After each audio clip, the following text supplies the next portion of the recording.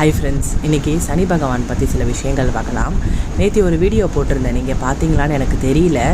சனி பகவான் ஏன் எல்லா விஷயத்துலையும் தாமதமாக நமக்கு ரிசல்ட் தராருன்ற மாதிரி ஒரு வீடியோ போட்டிருந்தேன். பார்க்காதவங்க போய் பாருங்கள், ரொம்ப தெளிவாக விளக்கம் கொடுத்துருக்கேன். அதில் நான் நம்ம ஷார்ட்ஸில் தான் போட்டிருக்கேன்.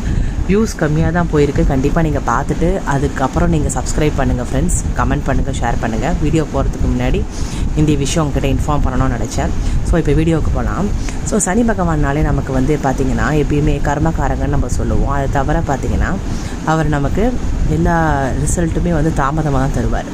ஏன்னா ஒரு மனுஷனுக்கு வாழ்க்கையில் பார்த்திங்கன்னா ஒவ்வொரு விஷயங்களும் இம்பார்ட்டன்ட். பிறந்ததுலேருந்து பார்த்திங்கன்னா அவனுக்கு டேக் கேர் பண்ணுறதுக்கு பேரண்ட்ஸ் வேணும்.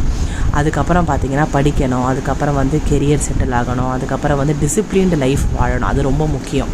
அதனால தான் பார்த்திங்கன்னா சனி பகவான் நமக்கு 7.5 வருஷமாகவோ அஷ்டம சனியாவோ அர்த்தாஷ்டம சனியாவோ நம்ம ஜாதகம் மூலமாக கோச்சார பலன்கள் மூலமாக நம்மளை நெறிப்படுத்துகிறார்.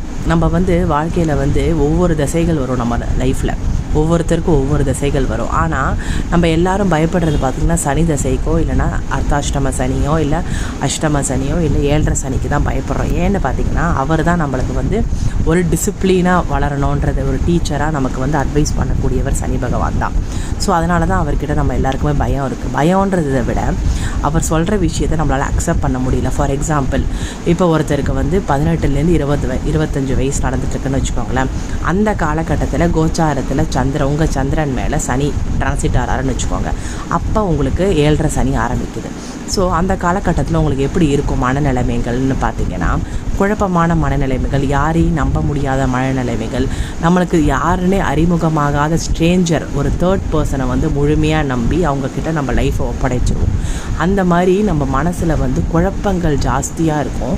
நம்மளை சுற்றி நல்லது சொல்கிறவங்க யாருக்குமே நம்ம கண்ணிலேயே புலப்படாது. அதே மாதிரி நம்ம பேரண்ட்ஸை மதிக்க மாட்டோம். படிப்பில் ஆர்வம் இருக்காது. வேறு வெளி விஷயங்களை ரொம்ப ஆர்வம் வந்துடும். வெளி மனிதர்களோட தொடர்பு வந்துடும். ஸோ இது எல்லாம் எதனால் ஏற்படுது அப்படின்னு பார்த்தீங்கன்னா, ஆக்சுவலாக நம்ம இந்த காலகட்டத்தில் தான் நம்ம டிசிப்ளின் லைஃப்பை வாழ ஆரம்பிக்கிறோம். ஆனால் நம்ம அதை பண்ண மாட்டோம். அதை பண்ணாதனால நமக்கு ஃப்ரீடம்ன்ற ஒரு விஷயத்தை நம்ம எடுத்துகிட்டு அதை பண்ண மாட்டோம். அதனால தான் சனி நம்மளுக்கு ரெஸ்ட்ரிக்ட் பண்ண ஆரம்பிக்கிறாரு.